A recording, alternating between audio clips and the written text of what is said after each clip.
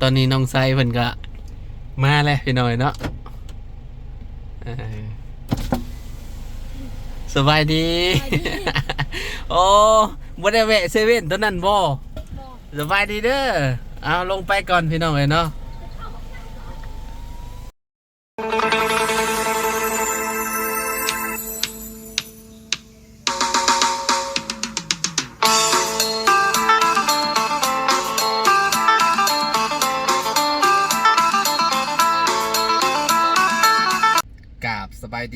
สบายดี FC เบิร์ดสุขุมสุขคนเด้อพี่น้องบอกว่าชีอยู่ใน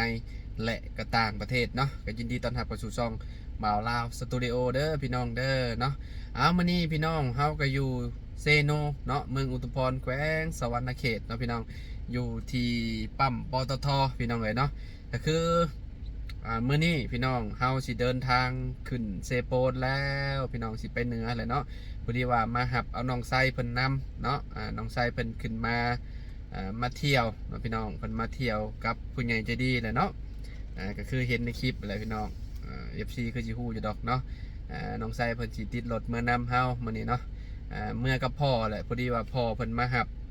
เพิ่นอยู่พี่น้องเนาะแล้วก็ติดรถเมื่อนำเฮาเลยเนาะโอเคพี่น้องเดี๋ยวถ่าน้องไซเพิ่นมาเนาะโดยตอนนี้เฮา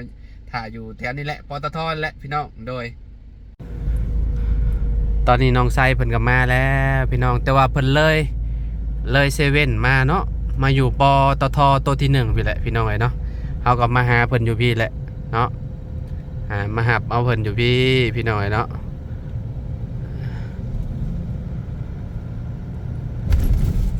โอเคพ่อน้องไซอยู่ปตทพี่น้องโดยตอนนี้น้องไซเพิ่นก็มาแล้วพี่น้องเอ้ยเนาะสบายดี โอ้บ่ได้แวะเซเว่นตัวนั้นบ่สบายดีเด้อเอาลงไปก่อนพี่น้องเอ้ยเนาะพี่น้องเอ้ยเนาะทางคนใหญ่ใจดีเนาะสบายดีเด้อโดย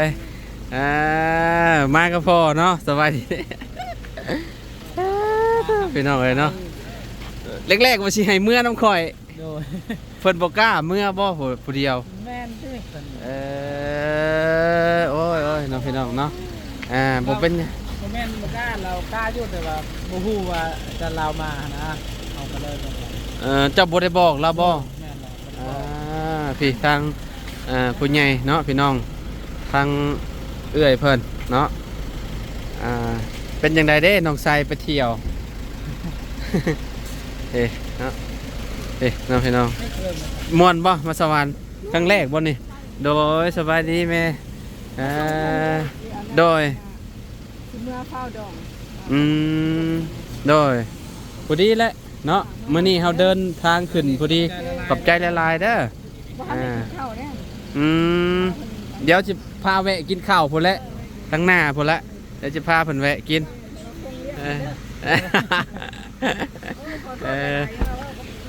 โดยงานดอง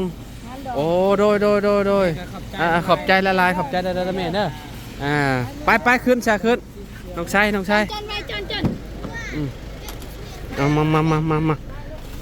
มาเอาน้องชายขึ้น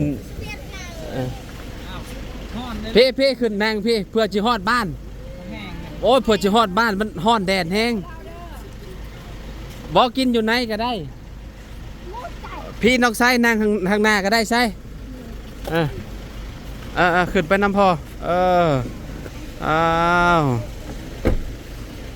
ไปพี่น้องเอ๋ยเนาะ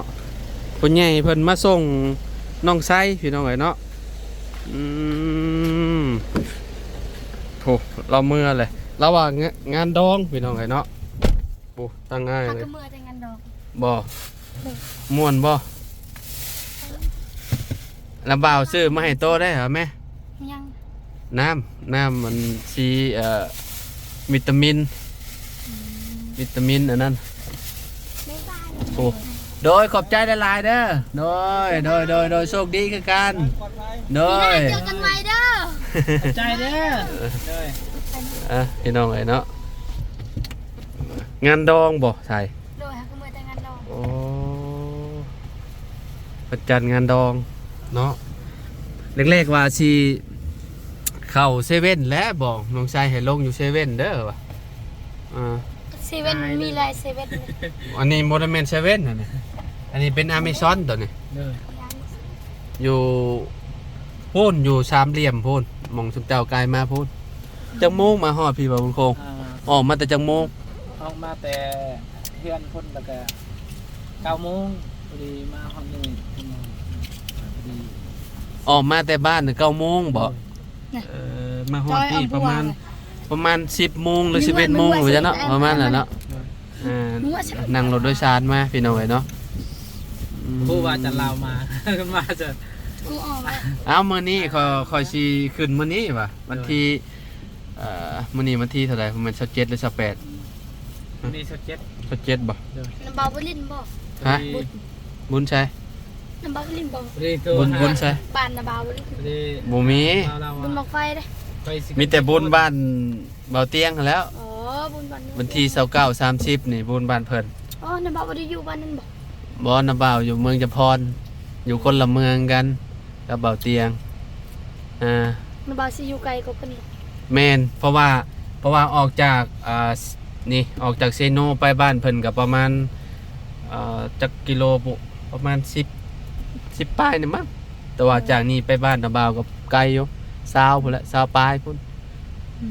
เป็นยังไงมาสวรรค์ไปลิ้นใช่แน่น้องชาย ลิ้นคำคอแล้วก็วัดมหาโศกแล้วก็วัดหยังก็วัดอยู่นี่วัดหยังก็ วัดทำเจี้ยบ่มีพญานาคเลย บ่ วัดหยัง วัดคือทัดโพน ประธานยิงห้างบ่ แม่นวัดทัดไอ้ห้า เป็นจะดังงามบ่ งามอยู่เฮาไปตีละครั้งแล้วก็ยกพระ ไปได้ไปลายมองอยู่เนาะ เลย มาจากมือ มาเฮาอยู่เพิ่นบ่ แม่นเจ้ามาแต่บ้านเจ้าจังมือ มาแต่บ้าน 3บ่แม่3คืนแล้วก็2มื้อ บ่มาตอนค่ำแล้วก็นอนก่อนเนาะคืนนึงเนาะ โดย มื้อเช้ามากับไปลิน โดย ครั้งแรกได้นี่เนาะมาสวรรค์เนาะ โดยครั้งแรก เจ้าก็กล้ามาเนาะ ค่ะเพิ่นไปรับอยู่เคือนนี่ ฮอดเฮือนแล้วเราเป็นเราเนาะพี่น้องเนาะตื่นเต้นแล้วเนาะคนเฮาออกจากบ้านครั้งแรกเนาะน้องชายเนาะ โดย เพิ่นเป็นประสบการณ์เพิ่นแหละพี่น้องเนาะให้เพิ่นได้เห็นสิ่งที่เพิ่นจะเห็นน่ะเด้ เฮาก็ ความฝันเจ้าก็ได้เป็นจริงเลยเด้เนาะ เป็นพ่อกันยัง ฮะ เคยไปสวรรค์หากันครั้งแรกไงเลย ว้าวลี โดย ครั้งแรกคือกันบ่เจ้าก็ได้ ครั้งแรกไปทำลูกสาว อ๋อ ผู้ซ้ำเอาคิวรถดีไซน์ ครั้งแรกเลยพี่น้อง รถเพิ่นว่าฮอดแล้วบอกคิวรถเพิ่นไปชงอ่า คนอยู่ด้านเด้ อยู่ด้านนะเกิดว่าคิวรถ อันนี้เพิ่นพักอยู่ไสซะบ่าวบุญคงเพื่อนเพิ่นอยู่หม่องใด เพิ่นใช่ก่อน เพื่อนอันผู้ใหญ่ใจดีหั่นแหละ บ่ ยังบ่ถูกครับ เพิ่นอยู่เวียงจันทน์นี่เพิ่น โอ้เพิ่นมาหาอันพี่น้องเพิ่น เฮานอนอยู่ห้องแฮม อ๋อ นอนอยู่โรงแรม โดย เพิ่นนอนกับเจ้าบ่หรือว่าเจ้าให้เจ้านอนผู้เดียวเจ้าโรงแรม เขานอนเขา3คน นอน3คนบ่ เพราะว่ามีผู้หญิง2คนแล้วก็คอยแน่ ป่าเพิ่นอยู่พุ่นแหละละครเพิ่นอยู่พุ่นอยู่งานดองแหละ เพิ่นตั้งอยากไปหับเจ้ามาเที่ยวนี่บ่เรือนแนวใดผู้ใหญ่ใจดีนี่ ไปหับมาลิ หับบริน เที่ยวนะ เห็นเอาไว้เนาะ เราก็ลงทุนไปฮอดหมู่บ้านเพิ่น ไปโอ้เราขับรถไปฮอดหับมาน้องชายอยู่บ้านพุ่นเนาะพี่น้องแบบว่าอยากให้น้องชายเพิ่นได้เห็น ก็ได้เห็นแล้วบัดนี้พี่น้องความฝันน้องชายเพิ่นเป็นจริงแล้วเนาะเพราะว่าเฮาลมกันตอนนั้นน่ะกับน้องชายตอนปลูกผักให้น้องชายเนาะว่าสิอยากเห็นสวรรค์แล้วก็เวียงจันทน์น้ำพุหัวเด้สิเจ้าเว้าหัวเด้ แต่ก่อน แต่เจ้าอยากเห็นน้ำพุเด้ เพิ่นบอกให้ค่อยไปเวียงจันทน์แต่ค่อยว่าค่อยบ่ได้ไปเวียงจันทน์เพราะว่าค่อยค่าเฮียนนี่ค่าเฮียนจังได๋ไปตกคลองแล้วค่ะ เมื่อนี่เจ้าก็ไปโรงเรียนปกติเนาะไปเซ็งได้มื้อนี้เนาะ โดยเปิดไปเซ็ง ไปเซ็งพักเฮียนแล้วบาดพักเฮียนที่สองก็คือปิดเทอมบาดนี่ช่วงสิได้ขึ้นอยู่บ่เด้อ่ะ ได้ขึ้นแล้ว ฮะ เขาก็ยังพูดเทื่อจักสิได้ขึ้นหรือบ่ แต่ว่า ตอนนี้ เขาก็ยังพูดเทื่อ บ่ายโมงแล้วมั้งพี่น้องเอ้ยเนาะแม่นรีบ่ายโมงก็สิฮอดบ้านน้องทรายประมาณ4 โมงพุ่นแหละ4-5 โมงพุ่นแหละพี่น้องเอ้ยเนาะเพราะว่าคอยเมื่อได้เนาะบ่ได้พาวจังตี้บ่บุญคง ก็เอาครับ สละเวลาเลยเนาะ โดย พี่น้องเอ้ยเนาะเจ้ามาเจ้าเข้าวัดมหาโชคบ่ โดย บ่บุญคงเคยเข้าบ่ เคยอยู่ อืม ค่า อยู่ดงเห็นน่ะนะ ค่าดงเห็นเท่านั้นเข้าไป เคยอยู่เนาะเพราะว่า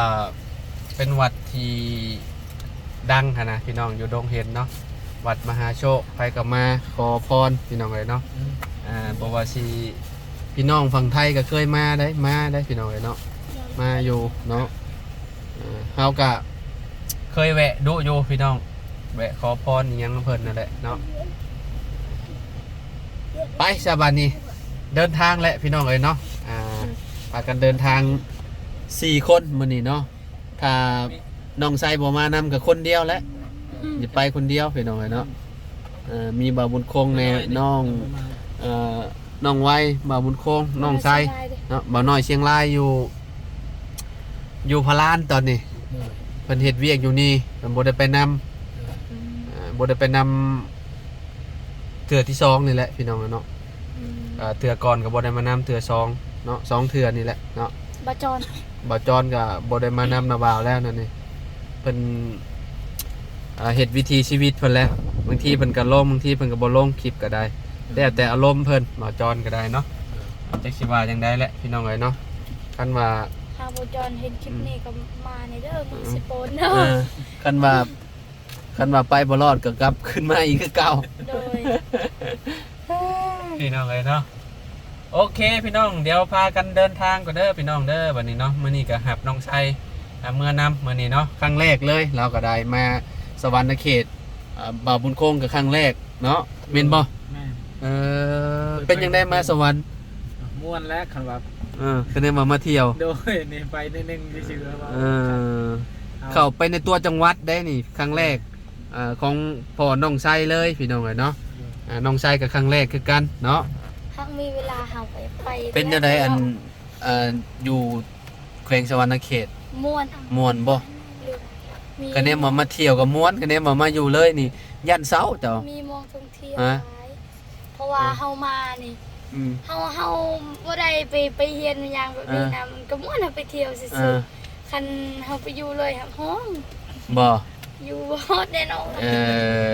ขนาดไปเที่ยวก็ยังคิดฮอด กินฮอดไผกินฮอดน้องบ่ โดย แต่บ่ได้คิดฮอดหลายเพราะว่าเฮาได้ไป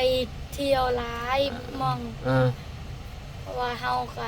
ได้ไปซื้อนั่นซื้อนี่ม่วนและผู้จ่ายเงินนั่นแหละบ่ม่วน เงินเบิดบ่ โดย เพิ่นก็อยากซื้อให้เนาะพี่น้องเอ้ยเนาะน้ำใจเพิ่นเนาะได้หยังแน่ผู้ใหญ่เพิ่นซื้อให้ พูด หืม อยู่หลังรถผู้ บ่ ปาไว้คอยบ่ได้คอยเอามาสุดแค่สุดเดียวซื่อ อันนี้ก็สุดใหม่บ่นี่นะ ๆโดย งามพี่น้องเอ้ยเนาะ ไปกินข้าวหมดเปื้อน กินข้าวอาหารแซ่บๆเนาะ อยู่งานดองหมดเปื้อนล่ะ มีคนหูจักเจ้าอยู่บ่แถวในงาน มี มีบ่ แล้วเอ้าขึ้นหน่อยแท้เฮาว่าเฮาคิดว่าเจ้าอายุหลายเด้นี่ บ่ ขึ้นหน่อย FC ก็มีคือกัน มี เนาะคักอยู่จะมีคนหูจักเนาะไปเดินทางพี่น้องเลยเนาะขอบคุณหลายๆเด้อ FC ทุกๆคนเลยเนาะไปน้องชายสบายดีเด้อ โดยสวัสดี ไปบ่าวบุญคงโดยไปพี่น้องเลยเนาะ